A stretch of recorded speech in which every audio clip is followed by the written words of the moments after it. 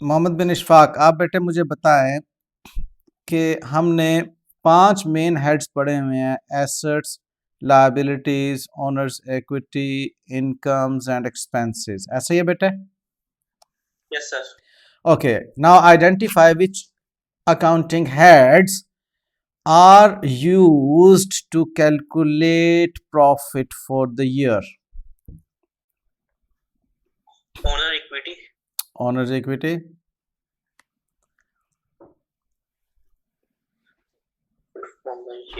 जी बेटे। लाइबिलिटी जो माइनस भी होंगे, लायबिलिटी क्या होंगे? माइनस। माइनस होंगी। ओके, शाबाश। और एसेट कैपिटल अकाउंट के अंदर जाएंगे। एसेट कैपिटल में जाएंगे। ओके, फिर एक्सपेंसिव एक, एक्सपेंसिव एक्सपेंसिव भी माइनस होंगे, लेकिन ये टू टाइप्स के होंगे, जो तो ईयर के एंड पे माइनस हो जाएंगे, कुछ और कुछ 5 इयर्स के बाद डिस्पोज होंगे। अच्छा, ओके। और उसके बाद इनकम के बारे में भी कुछ बोल दो यार। What was my नहीं, question? What was my question? My question was, which elements of accounts will be used to calculate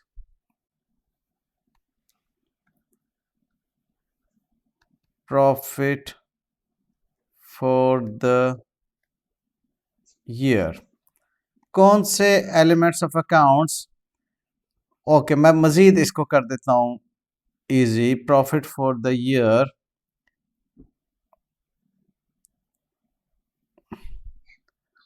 while preparing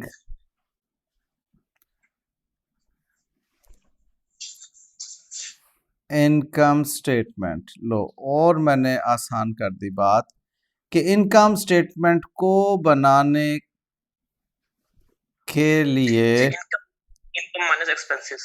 हाँ, ये लगता है किसी ने व्हाट्सएप किया, ओए जाग जा शहजादे की करन डे हैं। ऐसा ही हुआ है ना? Yes sir. शाबाश। Incomes minus expenses is equal to profit. ठीक है बेटे, this was in fact my question, और ये मैं जानना चाह रहा था कि मेरे बच्चे इस वक्त मुझे कैसे रिस्पॉन्ड करते हैं कि हम इनकम फॉर द ईयर, जो हमारी एक्रूअल बेस्ड इनकम है, ऑब्वियसली एक्रूअल बेस्ड इनकम्स में से एक्रूअल बेस्ड एक्सपेंसेस को जब हम लेस करते हैं तो we get profit for the year.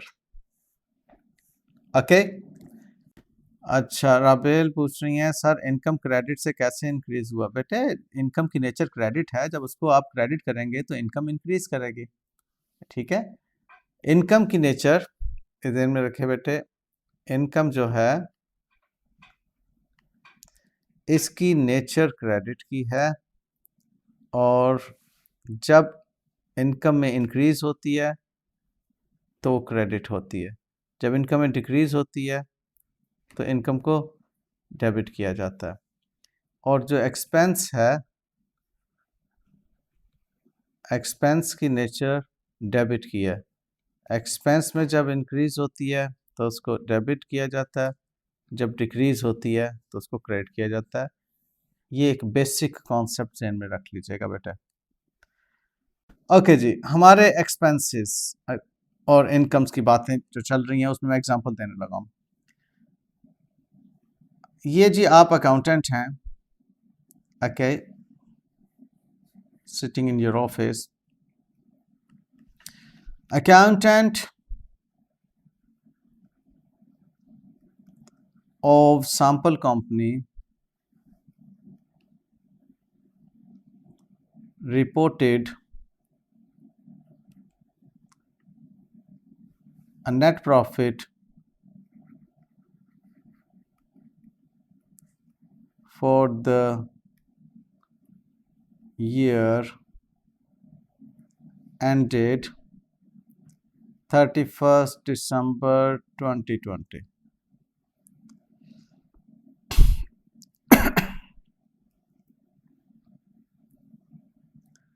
Amounting rupees 20,000.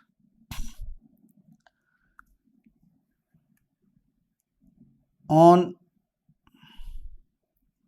investigation,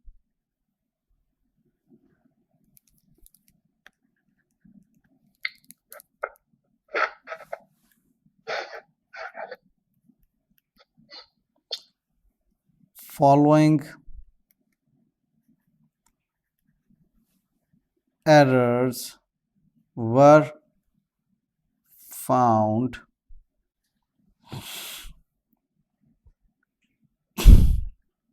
in the books of accounts.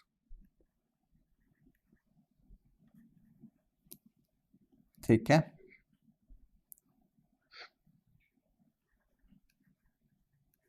related to the year 2020 से मुताल्लिक ये वाले एरर्स जो हैं वो आपको पता चला. ओके, वेल, मैं ज़्यादा एरर्स नहीं लूँगा.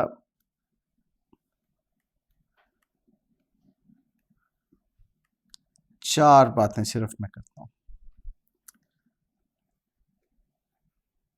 Salaries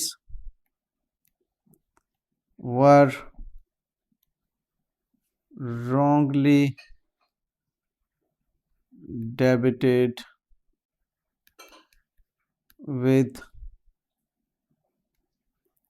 an amount of rupees 7,000. Okay, उसके बाद sales income were credited with the amount of rupees 10,000 that were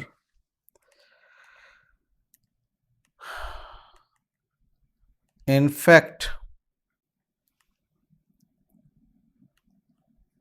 sale proceeds of old machine. Okay, number 3,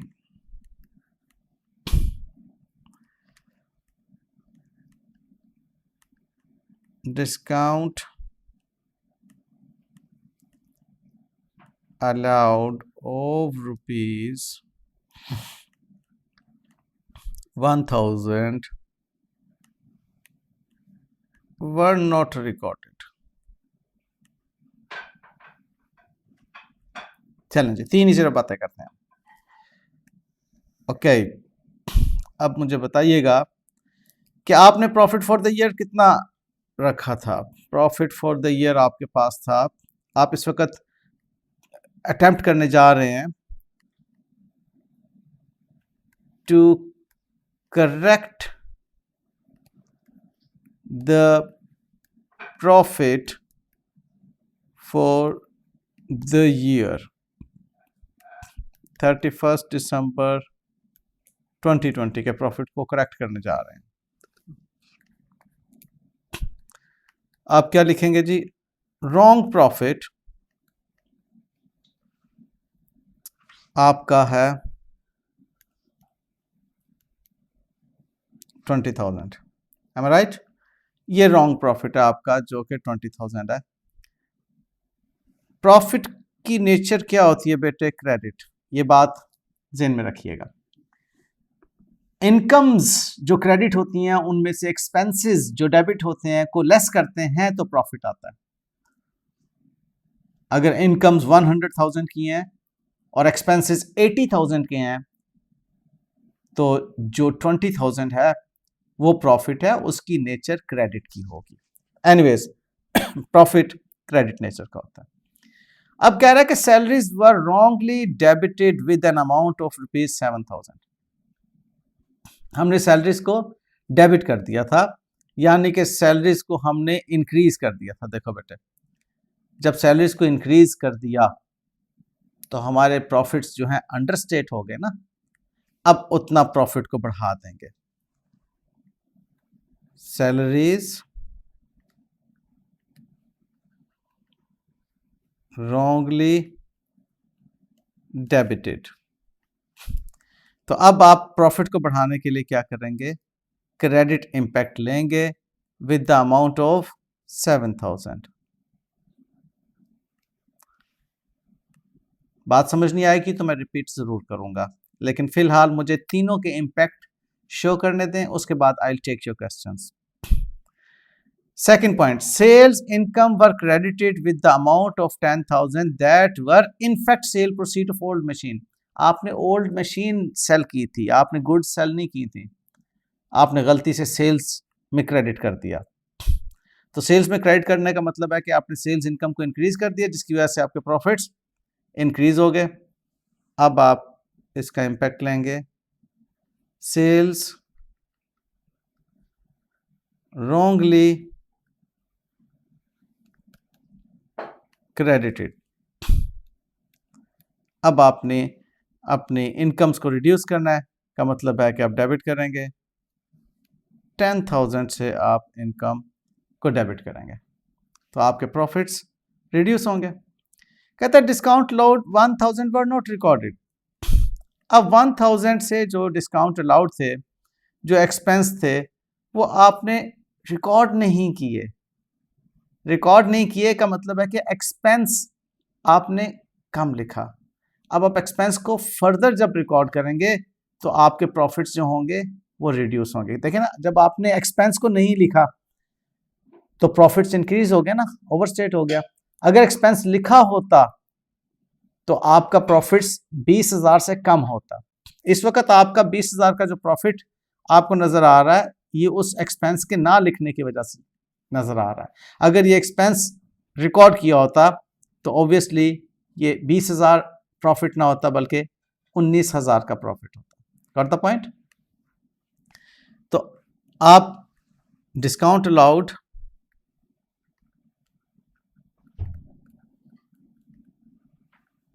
not recorded की बात कर रहे हैं आप यहां पर। तो जब आप डिस्काउंट अलाउड को रिकॉर्ड करेंगे तो ऑब्वियसली आपके प्रॉफिट्स रिड्यूस करेंगे। डिस्काउंट अलाउड एक्सपेंस प्रॉफिट्स को रिड्यूस करेगा। अब आप ये इसका प्लस माइनस कर लीजिएगा। आपके 16 प्लीज डबल चेक कीजिए, ठीक आ रहा है। 27,000, 10,000 लेस हुआ 17, 1 लेस हुआ 16। आपका ये एडजस्टेड प्रॉफिट आ गया बेटे, adjusted profit for the year. ये बेटे कॉन्सेप्ट जो इस वक्त हम सीखने जा रहे हैं। अभी मैंने इसकी एक और टिप आपको देनी है जिसका ताल्लुक लास्ट लेक्चर से होगा। फिलहाल मैंने इसलिए वो टिप नहीं आपसे डिस्कस की क्योंकि कुछ बच्चों ने लास्ट लेक्चर अटेंड नहीं किया हुआ था, इसलिए मैंने इसको बिल्कुल जनरल लेवल पे डिस्कस किया ताकि सब बच्चे इसके अंदर एक कंफर्ट फील करें।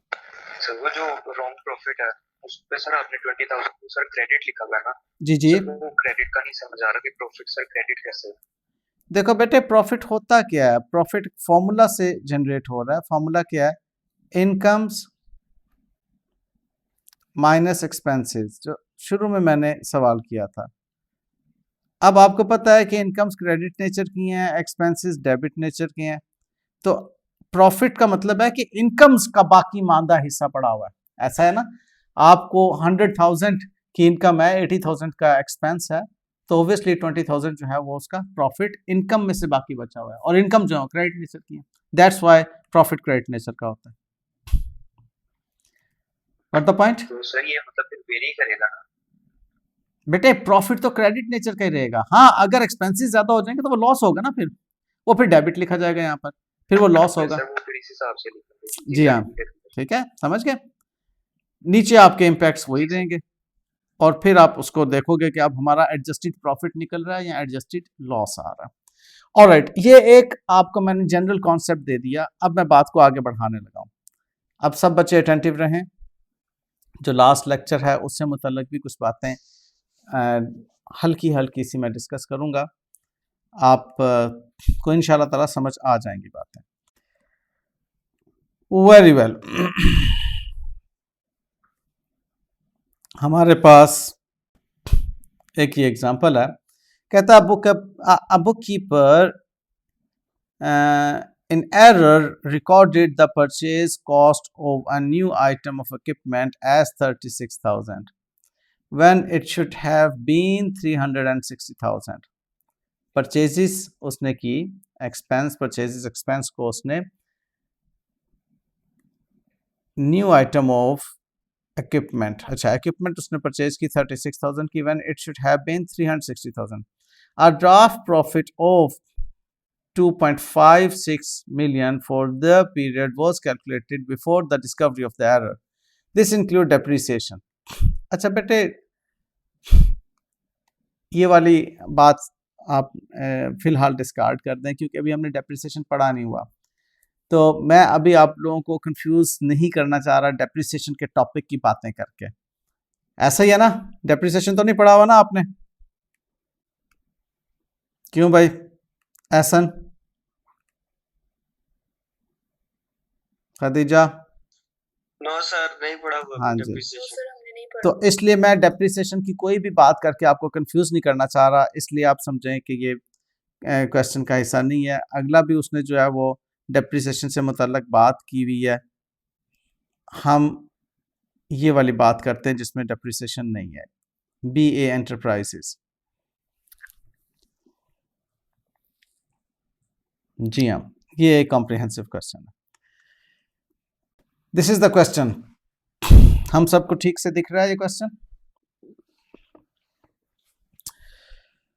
कह रहा है accountant of BA Enterprises prepared a statement of comprehensive income. Statement of comprehensive income means income statement या profit or loss account.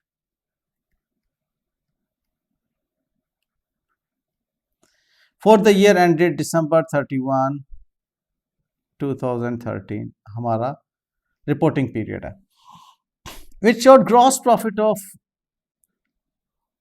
1.05 million and a net profit of 650,000. ये उसने हमें ग्रॉस प्रॉफिट भी दे दिए और नेट प्रॉफिट भी दे दिए। The company sells goods at a cost plus markup 20%। जो गुड्स सेल की जाती हैं कॉस्ट में 20% ऐड करके चीज़ें सेल की जाती हैं। फिलहाल इतनी बात को मैं एक्सप्लेन करना चाहूँगा अपने बच्चों के साथ। पहले देखिए बेटे, जब हम इनकम स्टेटमेंट की बात करते हैं,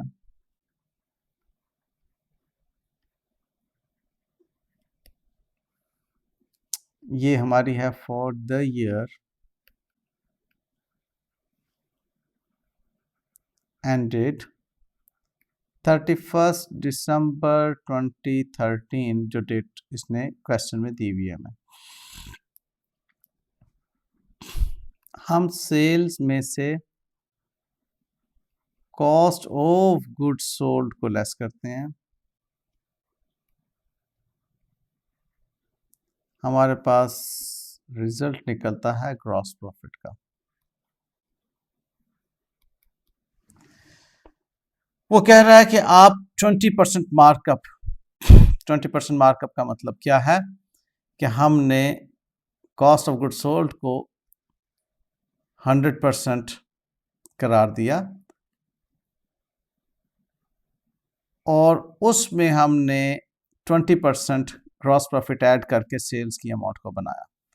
ये है हमारा cost structure percentage of the cost of goods sold and gross profit and the sales according to this question.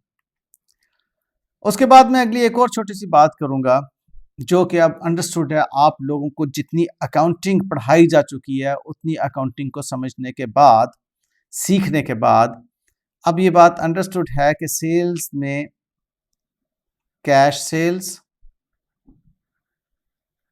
और क्रेडिट सेल्स होती हैं दोनों, और अगर कोई सेल्स रिटर्न हो तो इसमें से माइनस हुई भी होती हैं। मींस अगर कोई कैश सेल्स या क्रेडिट सेल्स या सेल्स रिटर्न से मुताल्लिक एरर है तो उसकी वजह से हमारा ग्रॉस प्रॉफिट इफेक्ट हो रहा होगा। जो कॉस्ट ऑफ गुड्स सोल्ड की अमाउंट कैलकुलेट होती है उसके अंदर हमारी कैश परचेजेस,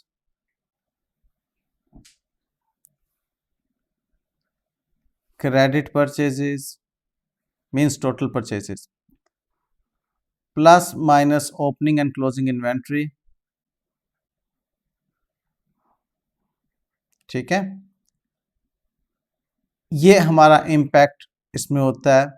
और ऑब्वियसली कोई परचेज रिटर्न अगर कोई है तो परचेज रिटर्न का भी इम्पैक्ट इसमें आएगा along with other related expenses, अगर वो परचेज से मतलब इंसिडेंटल एक्सपेंसेस हैं, तब जाके हमारे पास एक रिजल्ट आएगा जिसको हम कहते हैं कि वो हमारा ग्रॉस प्रॉफिट है।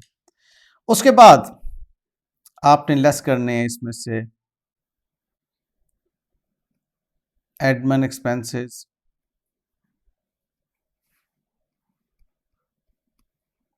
सेलिंग एक्सपेंसेस, ठीक है, और अगर कोई आपने इंटरेस्ट एक्सपेंस भी है, बैंक चार्जेस भी हैं, जो भी इस तरह के एक्सपेंसेस हैं, वो आप जब इसमें से लेस करते हैं तो आपके पास जो रिजल्ट आता है उसको कहते हैं नेट प्रॉफिट। हाँ, अलबत्ता अगर कोई अदर इनकम होगी तो वो इसमें ऐड कर दी जाएगी, वो अदर इनकम इसमें ऐड कर दी जाएगी, तो आपके पास जो रिजल्ट आएगा वो होगा नेट प्रॉफिट। अब ये चीज़ जहन में रखिएगा कि इस पर आपका एक्रूअल कॉन्सेप्ट एज पर, चलें लिखते हैं अकॉर्डिंग टू, लिखते हैं according to the accrual basis,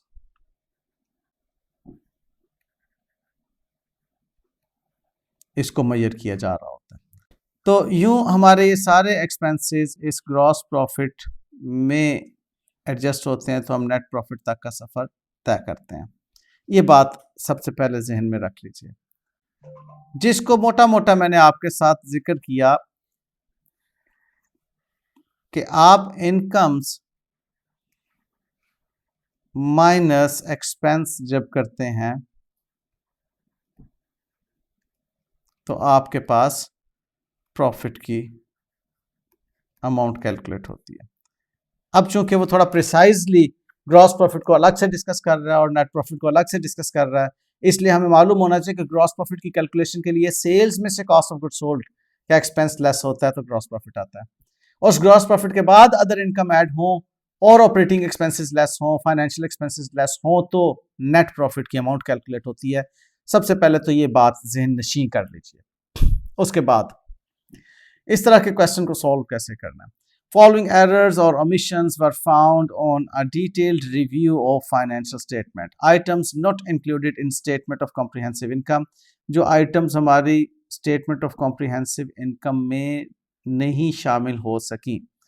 Free sample costing 25,000 were sent to potential and regular customers.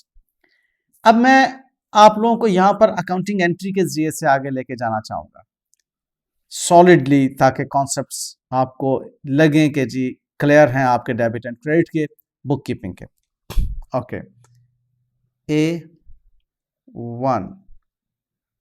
A1 में कहता है फ्री सैंपल 25,000 की आपने रिकॉर्ड ही नहीं की, तो आप रिकॉर्ड कर लें। आप फ्री सैंपल एक्सपेंस डेबिट और परचेजेस क्रेडिट कीजिएगा। अमाउंट आपके पास है 25,000। Okay. Goods costing 10,000 were taken by the owner for personal use and goods having sales value of 2,500 were used for office repair. अब देखिए इसमें बड़ी मज़े की बातें आ रही हैं सामने हमारे। मेरा ख्याल है मैं डेबिट एंड क्रेडिट के लिए अगर लाइंस ड्रॉ कर दूं तो थोड़ा सा साफ सुथरा काम हो जाएगा।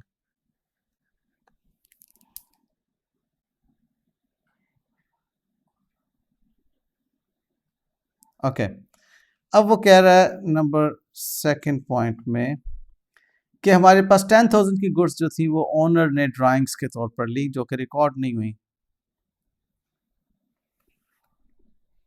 Drawings debit and purchases credit, amount है इसमें 10,000।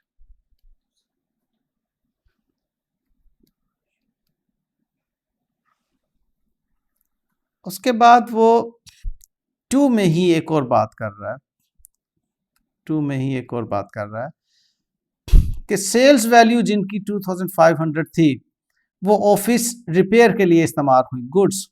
पहले तो इसकी अकाउंटिंग एंट्री देख लो क्या है। ऑफिस रिपेयर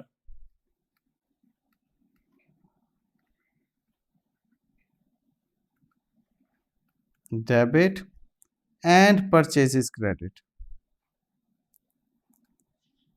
आपने परचेजेस को क्रेडिट करना है। अब आप इसकी अमाउंट देखें कि क्या है, क्योंकि गुड्स आपकी तो परचेज में पड़ी हुई थी ना, गुड्स जो कि सेल्स वैल्यू 2,500 थी। बेटे हम पीछे अभी इसको सीख चुके हैं कि सेल्स की अपनी परसेंटेज जो है 120 है। ये यहाँ पर मैंने आपको परसेंटेज स्ट्रक्चर में आपको सेल्स की अपनी परसेंटेज 120 है, तो कॉस्ट की परसेंटेज जो है वो 100 है। आप 120 से इसको डिवाइड करके, जी बेटे क्या अमाउंट आती है?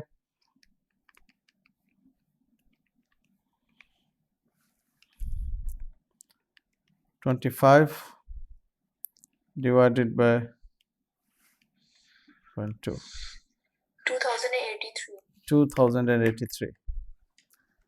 2083 से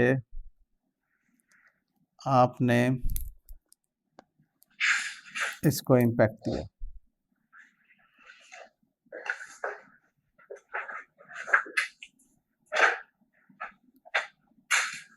ऑल राइट,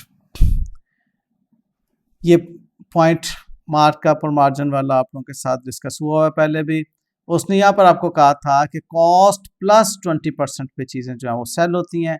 कॉस्ट 100% है, ग्रॉस प्रॉफिट 20% है, तो सेल्स 120% हुई।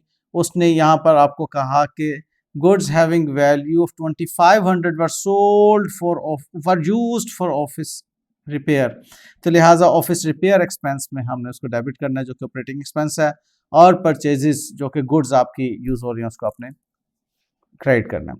Unpaid salaries and transportation inward expense payable amounting to ₹20,000 and 10,000 respectively हमने रिकॉर्ड ही नहीं की। सैलरीज एंड ट्रांसपोर्टेशन इनवर्ड 3 में भी 2 आपकी है। अनपेड सैलरीज, सैलरीज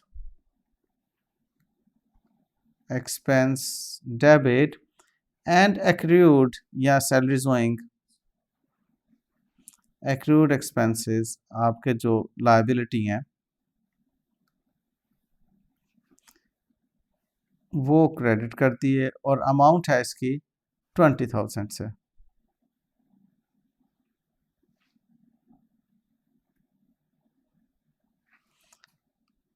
और 3 में ही एक और पॉइंट भी है, वो क्या कह रहा है कि inward expenses transportation inward expenses payable amounting to ₹10,000। Transportation inward ये कैरेज इनवर्ड की बात कर रहा है।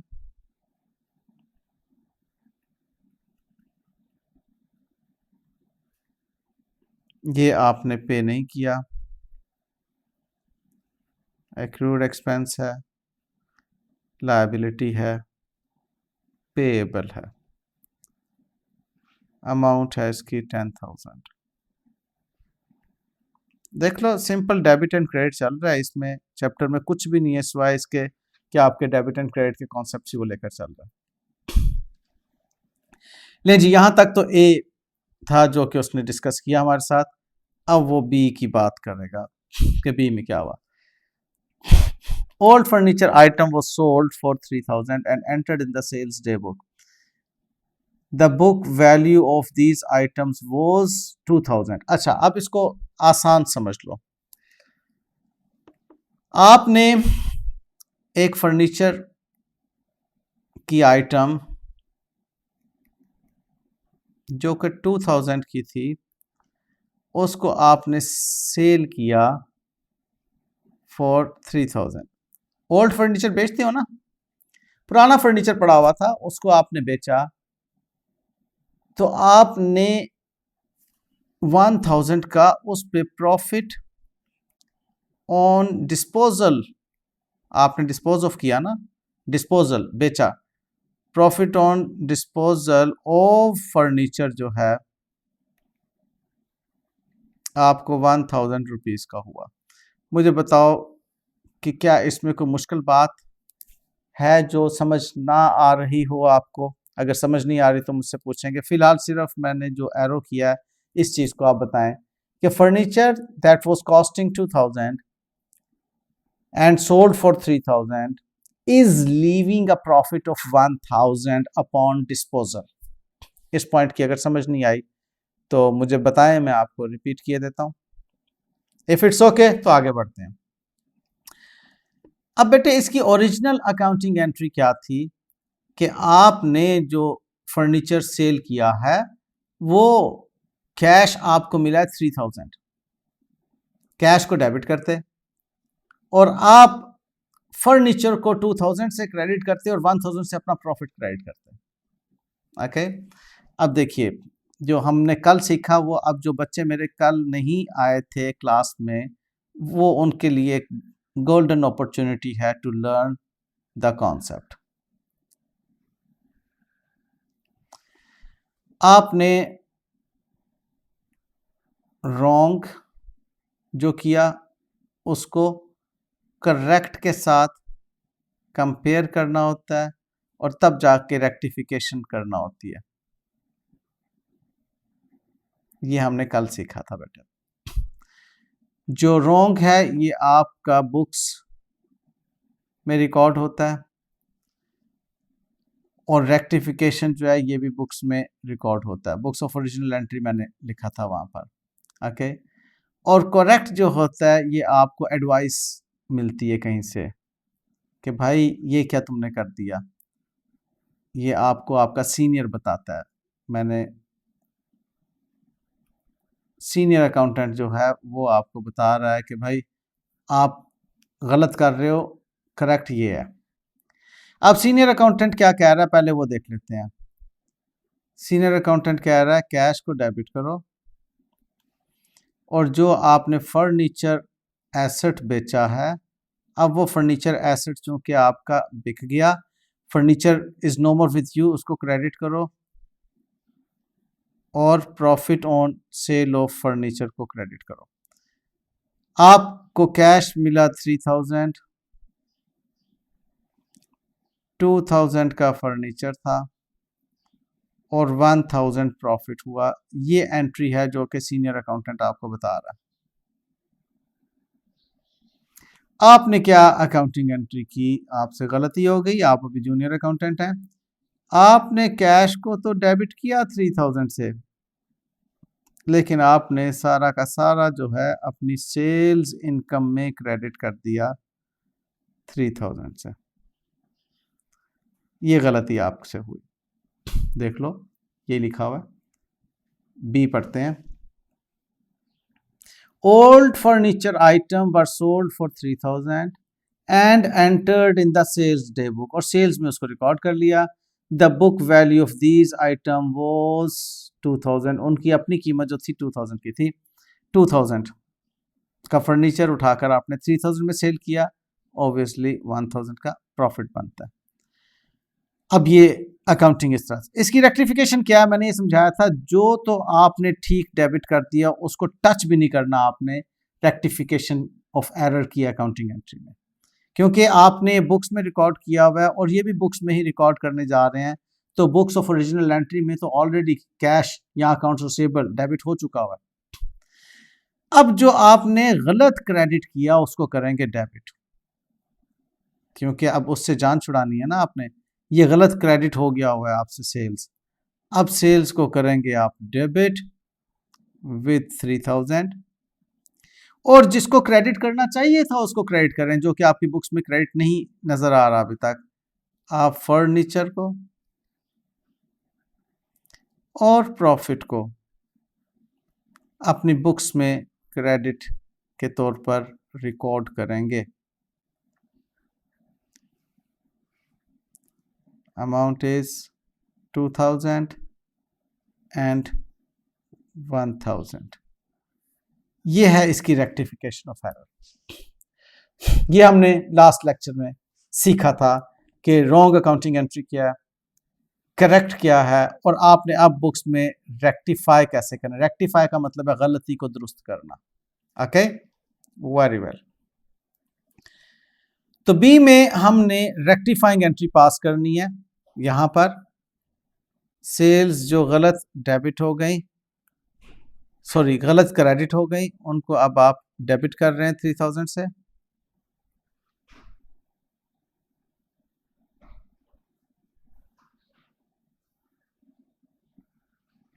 और आप क्रेडिट कर रहे हैं फर्नीचर को एंड प्रॉफिट ऑन डिस्पोजल, कि फर्नीचर के डिस्पोजल पर आपको जो प्रॉफिट हुआ आप उसको अकाउंट फॉर कर रहे हैं, लिमिट है। ये रेक्टिफिकेशंस हो रही हैं असल में।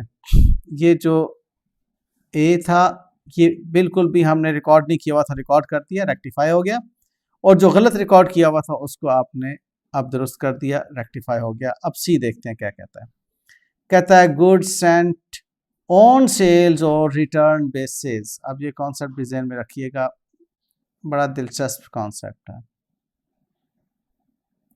आपने गुड्स सेल नहीं की, ज़रा एक बिजनेसमैन बन के सोचिए,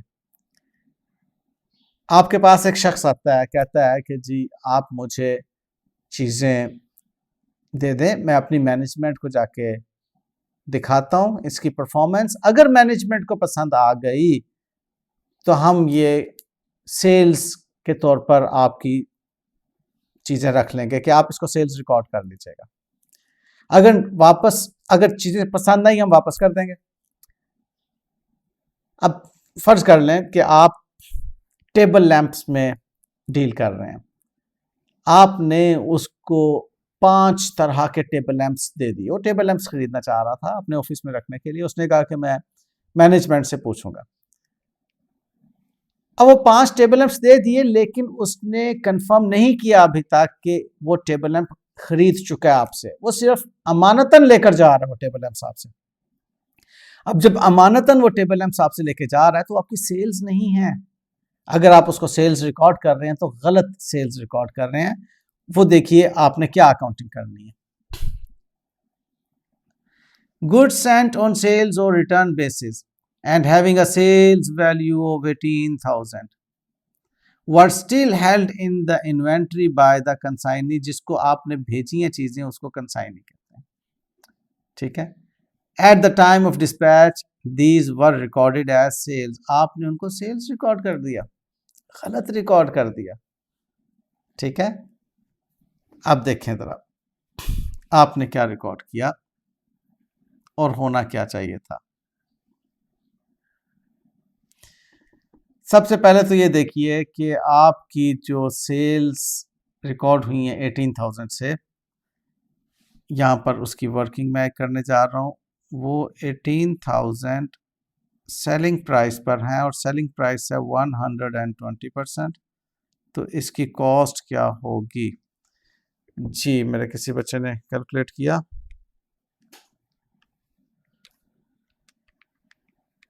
उसकी कॉस्ट होगी 15,000। एम आई राइट? Yes sir, 15,000। 15,000 उसकी कॉस्ट होगी। अब आपने उसको सेल्स रिकॉर्ड किया का मतलब है आपने अकाउंट्स रिसीवेबल को डेबिट करके आपने सेल्स रिकॉर्ड किया। ये आपने एंट्री ऑब्वियसली सेलिंग प्राइस पे की होगी।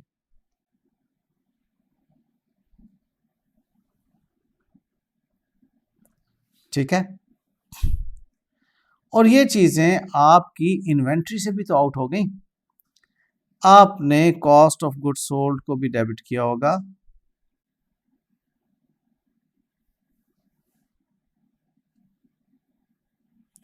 और आपने इन्वेंट्री को क्रेडिट किया होगा। ओके, आपने 15,000 से अपनी इन्वेंट्री आउट की होगी।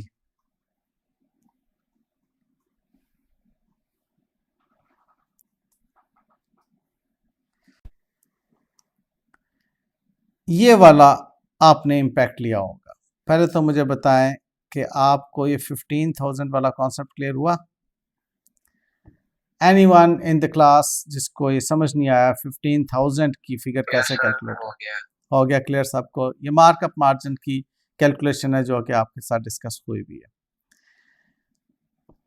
अच्छा, अब वो सीनियर अकाउंटेंट ने कहा भाई ये सेल्स नहीं है आपकी, आप इसको सेल्स रिकॉर्ड ना करें, आप इसको सिंपली कहें गुड्स सेंट ऑन कंसाइनमेंट, और आप अपनी इन्वेंट्री को क्रेडिट कर दें कि आपने अपनी इन्वेंट्री जो है वो आउट की हुई है, और ये goods cost of goods sold भी नहीं है, ये आपने कंसाइनमेंट पे चीजें भेजी, या इसको good Saint on approval basis आपने उसको किया है। जो उसने यहाँ पे लफ्ज किया है कि गुड सेंट ऑन सेल्स और रिटर्न बेसिस, आप गुड सेंट ऑन सेल्स और रिटर्न बेसिस कहते हैं, या ऑन अप्रूवल बेसिस आपने उसको आउट किया है।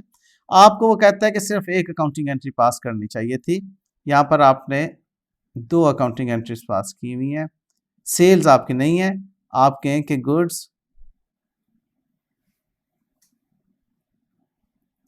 सेंट ऑन रिटर्न बेसिस, क्योंकि आपकी रिटर्न हो सकती हैं चीजें, ये आप डेबिट करें और आप इन्वेंट्री को क्रेडिट करें।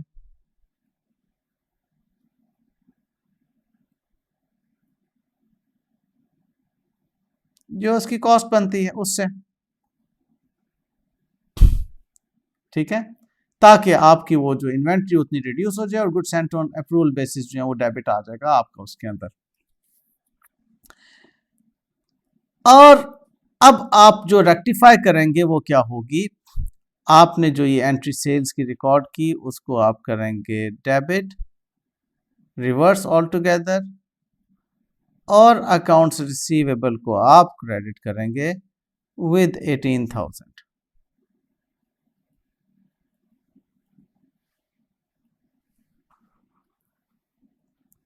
एंड इसके साथ अब आपकी इन्वेंट्री तो होगी ठीक क्रेडिट। ओके, इन्वेंट्री तो ठीक क्रेडिट हुई है। मैंने इसे पहले भी आपको बताया कि जो चीज़ ठीक डेबिट या क्रेडिट हो गई हो उसको तो इम्पैक्ट नहीं देना।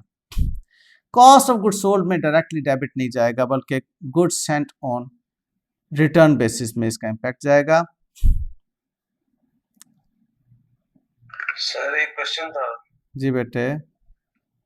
Sir goods sent on return basis जो है सर, ये आप डेबिट कर रहे हैं, इसकी बेसिकली नेचर क्या होती है ये समझा दें।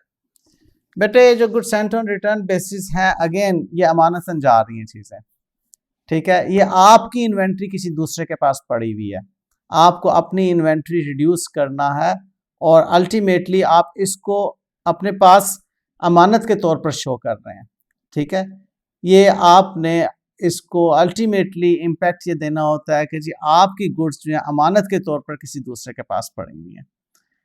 ओके, तो ये कुछ टेम्परेरी बेसिस के, टेम्परेरी नेचर के अकाउंट्स होते हैं, इसको आप ना एसेट कह सकते हैं, ना आप इसको इनकम कह सकते हैं ना। हाँ, अगर आपने इसको किसी मेन हेड के साथ जोड़ना है तो ये एसेट के हेड के साथ जुड़ेगा, क्योंकि ये आपके आप ही की इन्वेंट्री किसी दूसरे के पास पड़ी हुई जिसका इकोनॉमिक बेनिफिट आपको फ्यूचर में मिलना है, जाके कंफर्म होना है कि जी वो चीज़ बिक गई है कि नहीं बिकी है। अदरवाइज ये कोई प्रॉपर एसेट नहीं है, ना लायबिलिटी है, ना इक्विटी की नेचर है, ना इनकम ना एक्सपेंस है। ठीक है, आप इसको एक यूं कह सकते हैं कि कुछ गुड्स आपने जो हैं वो अमानतन कोई शख्स ले गया जो कि यहाँ वापस कर देगा, या सेल्स का आपको वो कह देगा कि जी ये चीज़ें सेल होगी। अगर सेल्स होंगी तो फिर हम बाद में इसकी सेल्स की एंट्री रिकॉर्ड करेंगे, फिर हम इन गुड्स सेंट को क्रेडिट करके कॉस्ट ऑफ गुड्स सोल्ड को डेबिट कर देंगे। अगर वापस आ जाएंगी तो ऑल टुगेदर इसको रिवर्स कर देंगे। ठीक है बेटे, तो ये आपकी goods sent on return basis balance sheet में इन्वेंट्री की जगह रिप्लेसमेंट के तौर पर लिखी जाएंगी अगर वो वापस नहीं आती क्लोजिंग डेट पर तो। ठीक है बेटे, आप इसको टेम्परेरीली एसेट के तौर पर कह सकते हैं कि हमारा एसेट है। तो good Saint on return basis को डेबिट करके आप कॉस्ट ऑफ गुड्स सोल्ड को क्रेडिट करते हैं कि आपने कॉस्ट ऑफ गुड्स सोल्ड जो डेबिट की हुई थी वो गलत डेबिट की हुई थी, आप उसको क्रेडिट कर देंगे। और टेम्परेरीली ये good Saint on return basis जो है ये आपकी क्लोजिंग जब आएगी, बैलेंस शीट आपकी जब बनेगी तो इसको आप इन्वेंट्री में ऐड भी कर सकते हैं और आप इसको जो है वो अलग से करंट एसेट के अंदर शो करेंगे। लेकिन ये चूंकि टेम्परेरी नेचर का अकाउंट है इसलिए मैंने आपसे कहा कि इसको आप प्रॉपरली नहीं कह सकते कि ये आपका जो है वो कौन से हेड में जा रहा है, लेकिन बहरहाल ये बैलेंस शीट जब बनाएंगे तो वो आपको एसेट में ही शो करना होगी। ऑलराइट, अब इसकी ये रेक्टिफाइंग, जी बेटा एक क्वेश्चन था, ये सेल्स पे सर हमने मार्कअप अप्लाई क्यों नहीं किया बेटा? ये देखो ना, ये 18,000 की सेल्स थी, उसने सेलिंग प्राइस दी हुई थी ना आपको, उसने क्या कहा हुआ था, गुड्स सेंट ऑन सेल और return basis and having sales value of 18,000।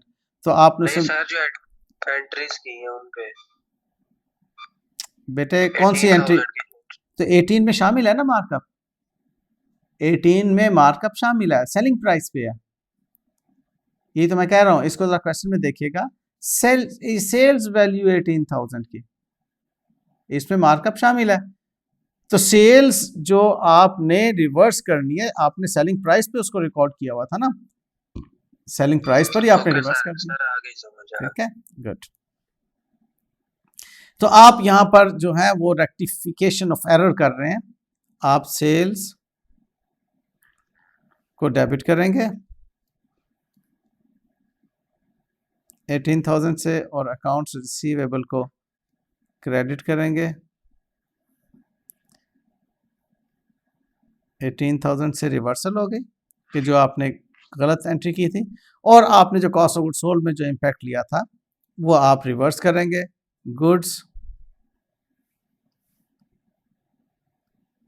Saint on return basis debit करके कॉस्ट ऑफ गुड्स सोल्ड को आप क्रेडिट कर रहे होंगे।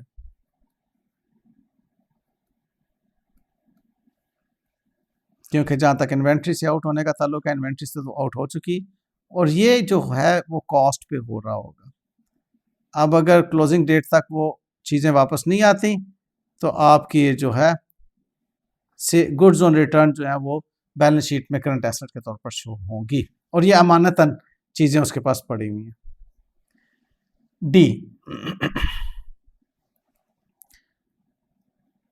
24,500 were paid to a creditor as full and final settlement of an amount of 25,000 and debited to purchases account। अब देखो उसने किया क्या, तवज्जो में रहना। आपने 24,500 were paid to a creditor as full and final settlement, इसकी बेहतर होगा पहले आप सीनियर लेवल की अकाउंटिंग कर लें, बाद में आप देखेंगे जूनियर ने गलती क्या की। ये मैं यहाँ पर डी की एक्सप्लेनेशन आपके साथ शेयर करने जा रहा हूँ। आपने पेमेंट किया अकाउंट्स पेएबल को पेमेंट करनी थी आपने 25,000, आपने फुल एंड फाइनल सेटलमेंट पे की 24,500 और डिस्काउंट रिसीव हुआ 500 का। देखो बेटा यही है, डी में 24,500 आपने पे किए क्रेडिटर को as a full and final settlement of an amount of 25,000, और गलती से क्या किया, आपने परचेज को डेबिट कर दिया। जूनियर अकाउंटेंट समझा कि हमने गुड्स परचेज किए हैं, वो समझा कि ये जो 24,500 है ये गुड्स परचेज किए हैं, क्योंकि उसको लगा ये तो हमारा क्रेडिटर है, अकाउंट्स पेएबल है, ये जो है सप्लायर है, उस सप्लायर को जब भी हम पेमेंट करते हैं वो गुड्स परचेज के अगेंस्ट करते हैं, उसने परचेजेस को डेबिट किया और कैश को क्रेडिट कर दिया 24,500 से। अब देखिए रेक्टिफाई जब करेंगे आप, तो आप कहेंगे भाई आपने कैश को तो चलें ठीक क्रेडिट कर दिया, इसको मैं टच नहीं करता, लेकिन जो काम आपने गलत किया आओ उसको रेक्टिफाई करें। अब वो बच्चे जो लास्ट लेक्चर में नहीं थे, बहुत अटेंटिव होके इस चीज़ को लर्न करें बेटा। यही वो बातें थी जो कि हमने लास्ट लेक्चर के अंदर लर्न की थी। ओके, परचेजेस जो गलत डेबिट होगी उनको करेंगे क्रेडिट।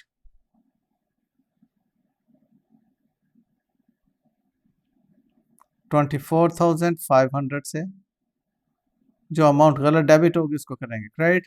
जो डेबिट होना चाहिए थी नहीं हुई उसको आप करेंगे डेबिट। अकाउंट्स पेएबल आपके 2500 से डेबिट होना चाहिए थे नहीं हुए। अब देखो परचेजेस जो गलत डेबिट हो गई, ये रॉन्ग है ना बेटे, ये रॉन्ग वाली है, ये करेक्ट वाली एंट्री है, करेक्ट। सिर्फ मैं सी लिखता हूँ, ये करेक्ट है और ये रॉन्ग है, और यहाँ पर हम रेक्टिफाई कर रहे हैं उसको। तो अकाउंट्स पेएबल उसने डेबिट करने थे नहीं किए, लिहाजा रेक्टिफिकेशन में डेबिट कर दें। परचेजेस को डेबिट गलत कर दिया, उसको क्रेडिट करके उससे जान छुड़ाएं, और फिर अब देखें ये काम हो गया, ये काम हो गया।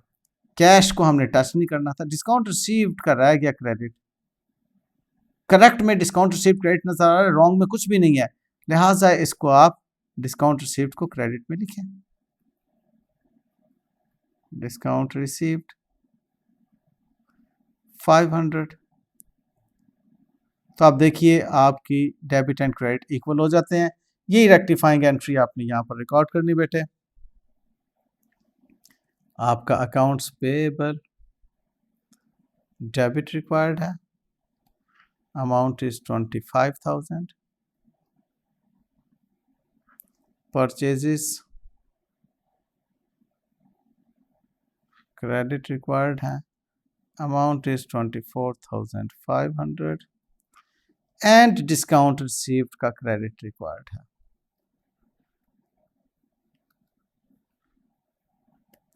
अमाउंट है 500। ऑलराइट बेटे, डी तक हम बात को डिस्कस कर चुके। ये सी पॉइंट था जिसको मैंने यहाँ पे डिस्कस किया था। Okay, E the sales day book was overcasted by 30,000। कह रहा है सेल्स जो हैं वो 30,000 से ज्यादा लिखी गई। सेल्स डे बुक में क्या होता है बेटे, क्रेडिट सेल्स होती हैं। ओके, अब सीधी सी बात है कि आपने क्रेडिट सेल्स को ओवरकास्ट कर दिया। यहां पर एक बात ध्यान में रख लीजिए, सेल्स डे बुक का टोटल जो है वो क्रेडिट सेल्स का होता है, और अगर सेल्स डे बुक ओवरकास्ट हो गई, इसका कॉन्सेप्ट समझिएगा बेटे, जब सेल्स डे बुक ओवरकास्ट हो गई तो इसका मतलब है अकाउंट्स रिसीवेबल को भी ज्यादा डेबिट चला गया और सेल्स को ज्यादा क्रेडिट चला गया। ओवरकास्ट, सेल्स ज्यादा लिखी गई ना, कास्टिंग का मतलब होता है टोटल करना। ये कैलकुलेटर लेकर इस पे जो प्लस माइनस करते हैं इसको कहते हैं कास्टिंग। कैलकुलेटर पर जो प्लस माइनस ये कास्टिंग कहलाता है। तो आपने सेल्स डे बुक ओवरकास्ट कर दी, यानी कि आपने गलती से अकाउंट्स रिसीवेबल को डेबिट और सेल्स को क्रेडिट कर दिया, ठीक है। और अमाउंट आपकी कितनी है अकाउंट्स रिसीवेबल डेबिट और सेल्स क्रेडिट में? 30,000 rupees. Accounts receivable debit and sales credit में 30,000 रुपीज ज्यादा लिखती है।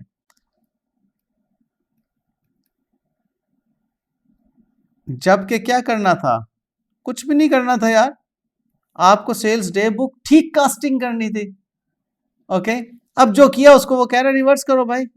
आपने ऐसी गलत टोटल ज्यादा कर दिया ना, टोटल की मिस्टेक है, कुछ भी आपको टोटल की मिस्टेक नहीं होना चाहिए थे, ठीक है। तो सीनियर अकाउंटेंट कह रहा है ध्यान से कैलकुलेटर यूज करो, तुमने 30,000 ज्यादा सेल्स में लिखनी है, रिवर्स करोगे आप। रेक्टिफिकेशन उसकी क्या है?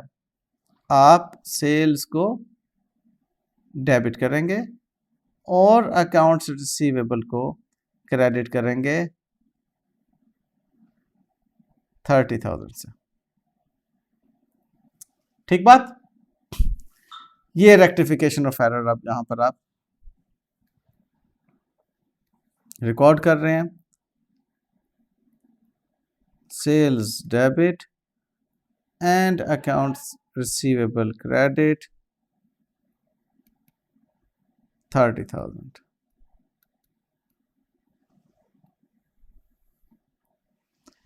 all right, and then comes your F point.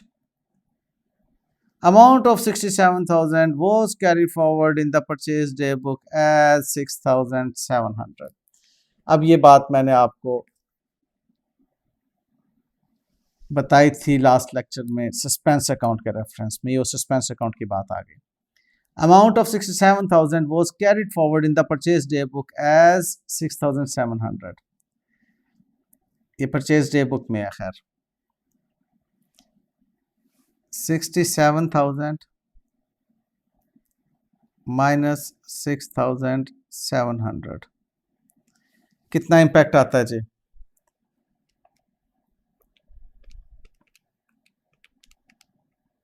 $60,300।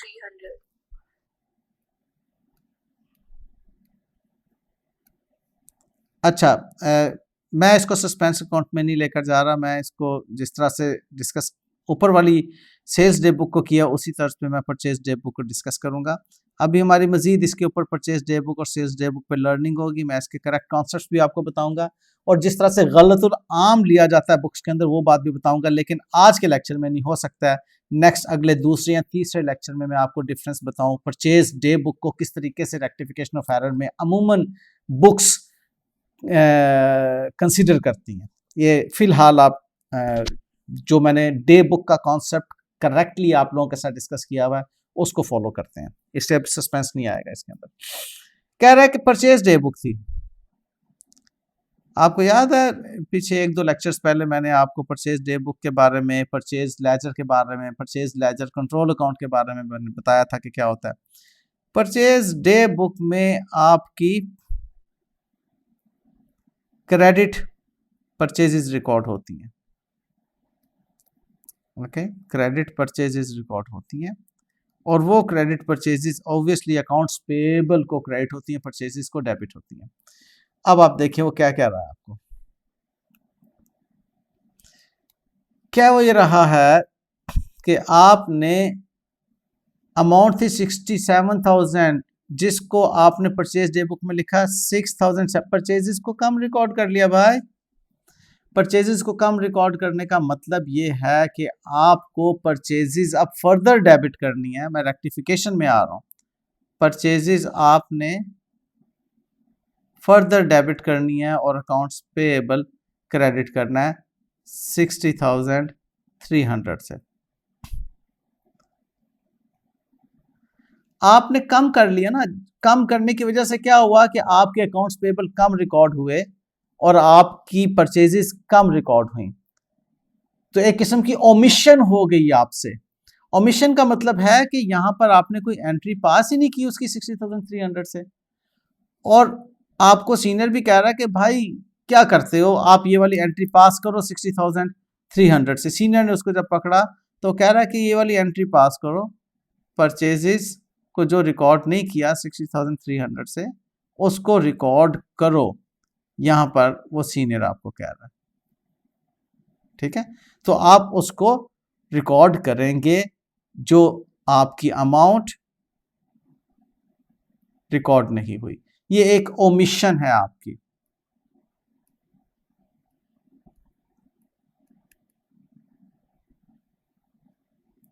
ठीक है। ओमिट कर गए, भूल गए, गलती से आपने उसको कम लिख दिया। आपको लिखना था ये अमाउंट, आपने लिख दी ये अमाउंट गलती से। तो 60,300 से सीनियर आपको कह रहा है कि भाई परचेजेस को रिकॉर्ड करो, अकाउंट्स पेबल रिकॉर्ड करो। आपने रिकॉर्ड कर दिए। ये है यहाँ पर रेक्टिफिकेशन इसकी एफ के वर्किंग, और ये उसकी रेक्टिफिकेशन आ गई आपके सामने कि आपने परचेजेस को रिकॉर्ड कर लिया।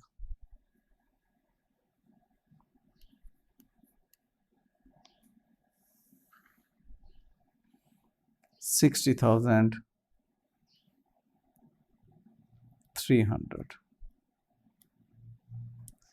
लो बेटे, ये बात हमने यहाँ तक जो सीखी है उसका मैं फ़िलहाल इम्पैक्ट डायरेक्टली नेट प्रॉफिट पे लूँगा, और उसके बाद इसको हम जो है वो देखेंगे ग्रॉस प्रॉफिट में और नेट प्रॉफिट में इसका अल्टीमेट क्या इम्पैक्ट आता है। फ़िलहाल डायरेक्टली आप इसका इम्पैक्ट देखेंगे नेट प्रॉफिट के अंदर क्या है। मैं फ़िलहाल नेट प्रॉफिट की बातें करूँगा, बाद में ग्रॉस प्रॉफिट के ऊपर हम इसकी देखेंगे कि क्या इम्पैक्ट आते हैं। आपने net profit point of view से बहुत ज़्यादा अटेंटिव होकर कॉन्सेप्ट को लर्न करना है। अभी gross profit point of view से आपकी तवज्जो मैं बिल्कुल उस तरफ नहीं लेकर जाऊंगा, मैं सिर्फ net profit point of view से बातें करूंगा। अच्छा जी, रॉन्ग प्रॉफिट क्या था आपका? हमारे पास अभी 7-8 मिनट हैं। रॉन्ग प्रॉफिट था बेटे आपका नेट प्रॉफिट 650,000। आप 650,000 को अपनी बुक्स में लिख लीजिए। ऑब्वियसली मैंने आपको बताया हुआ है कि एक क्रेडिट इफेक्ट है। नेट प्रॉफिट आपका क्रेडिट, मैं फिलहाल सिर्फ नेट प्रॉफिट की चूंकि बात कर रहा हूं, आपके सामने नेट प्रॉफिट रख रहा हूं। Okay, A1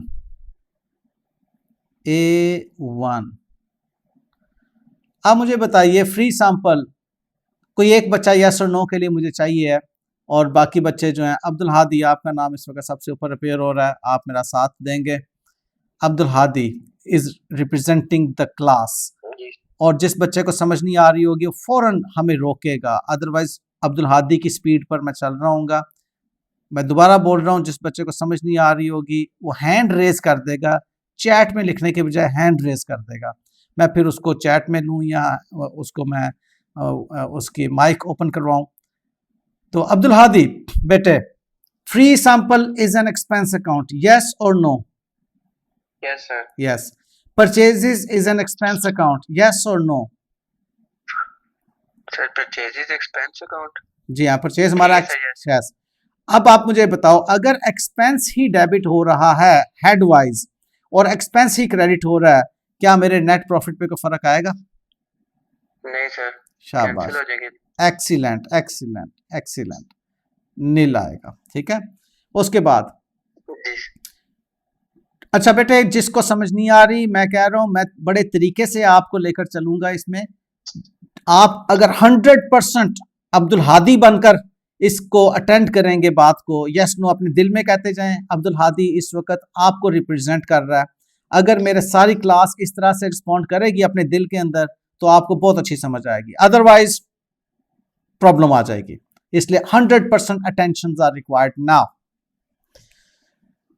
Hadi, drawings is expense और नो?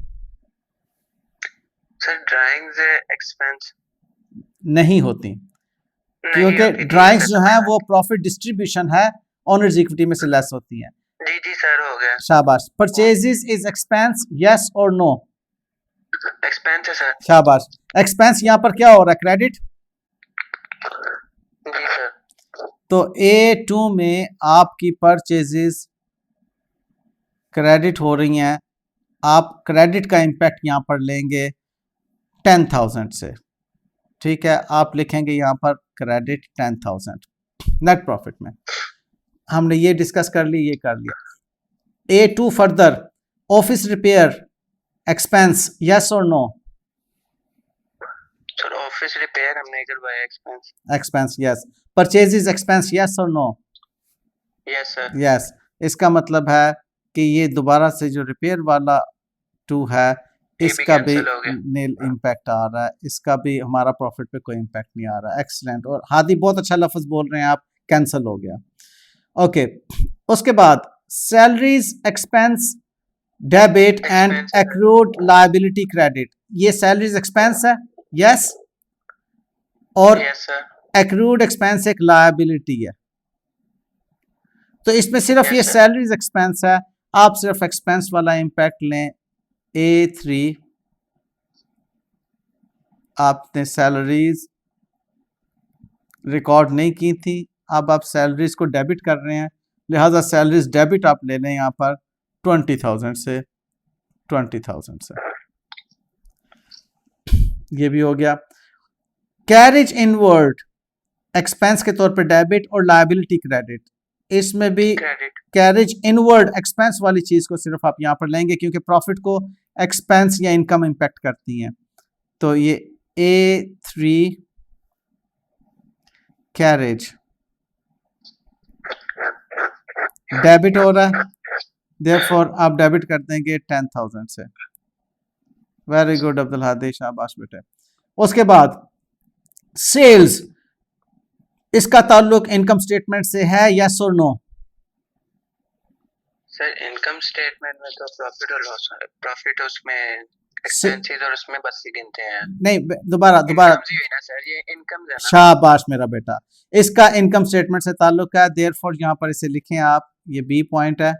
बी पॉइंट में सेल्स हमारी डेबिट हो रही हैं, बिल्कुल सादगी में लेकर चलें, सेल्स हमारी डेबिट हो रही हैं 3,000 से। उसके बाद मुझे बताएं, फर्नीचर को आप इनकम स्टेटमेंट में लिखते हैं या नहीं? फर्नीचर, अब्दुल हादी मेरी बात दोबारा सुने बेटे, सेल्स हमारी जो है वो डेबिट होगी, आपने कह दिया। फर्नीचर हमारा इनकम स्टेटमेंट को इम्पैक्ट करता है या बैलेंस शीट को? सर वो तो बैलेंस शीट करता है, इनकम स्टेटमेंट फर्नीचर का काम है। ओके, शाबाश मेरा बेटा, एक्सीलेंट। इसमें ये नहीं आएगा। प्रॉफिट ऑन डिस्पोजल, प्रॉफिट, जो प्रॉफिट है ये बैलेंस शीट की आइटम है या इनकम स्टेटमेंट की आइटम है? Income statement. एक्सीलेंट मेरा बच्चा, एक्सीलेंट, ग्रेट।